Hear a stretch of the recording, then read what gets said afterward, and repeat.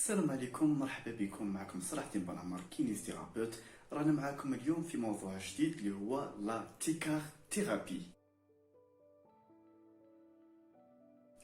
En 1890, l'inventeur François-Jacques Arzen met au point les courants à haute fréquence et c'est le père de la diathermie. En 1920, les premières électrodes capacitives et résistives sont développées.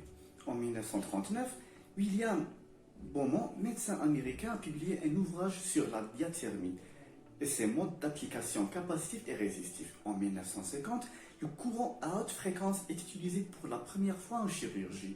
En 1985, les courants à haute fréquence font leur entrée dans le monde de la médecine esthétique grâce aux électrodes multipolaires.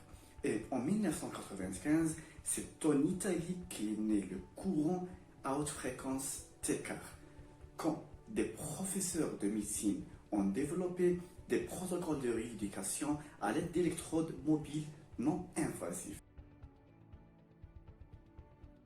Acronyme de transfert d'énergie capacitive et résistive. Le courant TECAR est un courant à haute fréquence combinant des modes capacitifs et résistifs.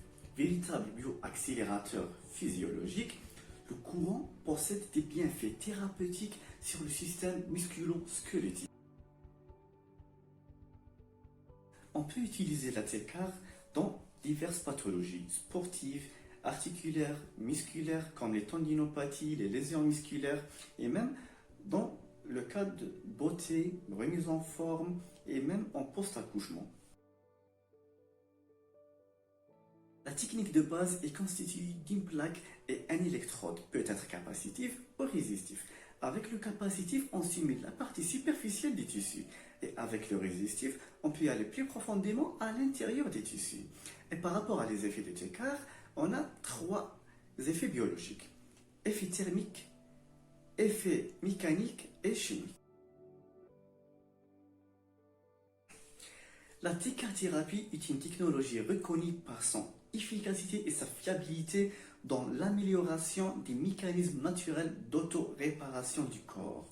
Par la stimulation des échanges au niveau des cellules, elle offre des résultats instantanés pour soulager la douleur, éliminer les tensions, accélérer la cicatrisation et libérer le mouvement.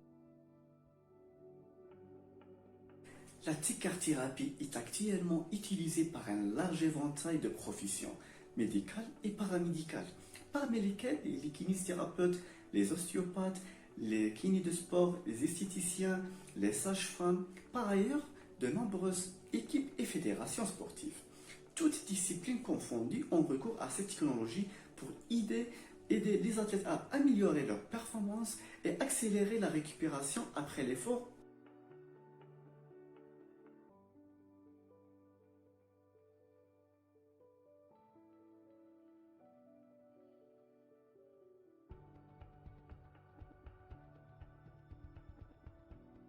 L'utilisation des TECAR est contre-indiquée pour les personnes ayant subi une grève, porteurs d'un pacemaker, dotés d'organes artificiels, sujettes à des troubles de coagulation, insensibles aux variations de température ou de la douleur, atteintes d'un cancer, souffrant d'hypotension artérielle, présentant un état infectieux, des brûlures, un cartilage de croissance, une phlébite, ainsi pour les femmes enceintes.